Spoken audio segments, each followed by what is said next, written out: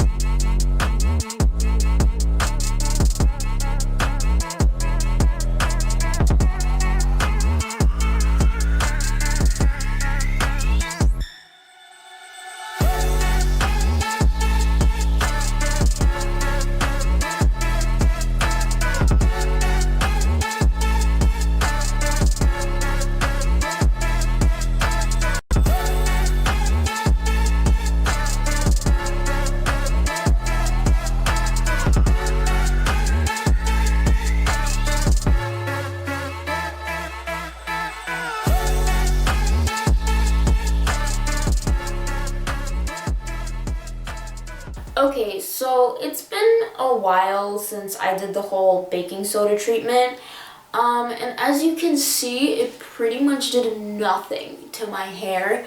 If my hair looks like it's faded a little bit since the last time you saw me, that's probably just because it's been a few weeks since I did that whole baking soda thing, and I've just been washing my hair normally, but the baking soda itself did absolutely nothing to my hair. And that's completely fine. I wasn't really expecting it to do anything. I've done this method in the past, and I've had to do it at least 3 times before I started seeing results. And I was going to do it a few times this time around, and I was also going to try the whole like crushed vitamin C and dandruff shampoo method, but I was just washing the baking soda out of my hair, and my hair felt really slimy and gross, and it just took a very long time to get it all out of my hair, and it was just really annoying. So I'm just gonna skip all of the DIY home hair color remover methods, and we're going straight to the hard stuff, which is why I got this bond enforcing color remover by this company right over here. I'm not even going to try to pronounce that, but it says professional on the box, and we all know what that means. It probably is just basically bleach. I actually don't know if this has bleach in it or not. It probably does. But if it does, I'm hoping that it's like a very light, diluted form of bleach, because my hair is already mostly blonde. I'm just trying to get rid of like these little green bits, and I also have like some brown parts in my hair. And I don't know if the camera's like picking up on it or not, because when I'm looking in the viewfinder, I don't see it, but maybe you guys do. But my hair does have like a greenish tint to it, and I want to get rid of that as well.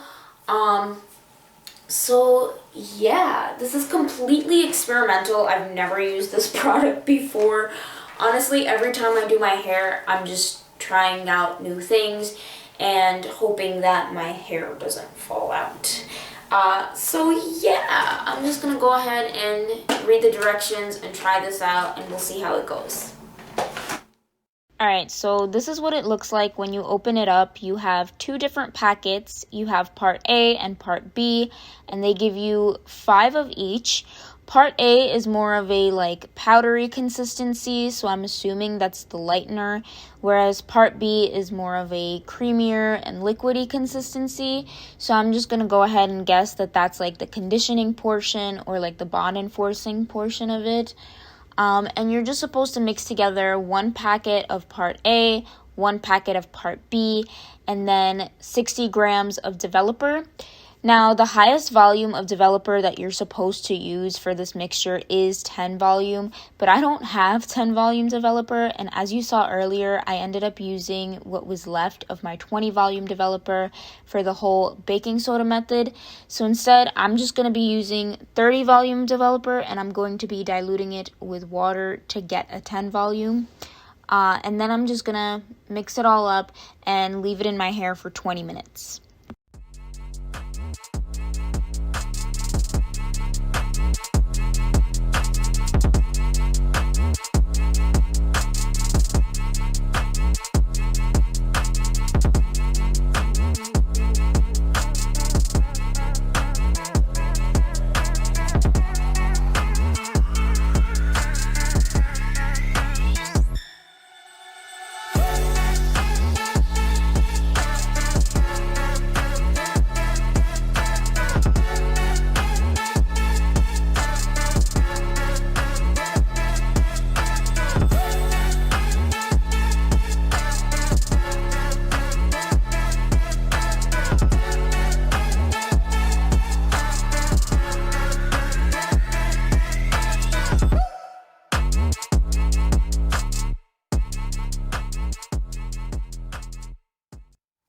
Alright guys, so it is the next day, and as you can see, the color remover actually did a pretty good job at removing all of the green, and I was very pleasantly surprised. I didn't think that it was going to work this well, and obviously if I knew that it was going to do this good of a job, I would have just completely skipped the baking soda method and gone straight to the color remover.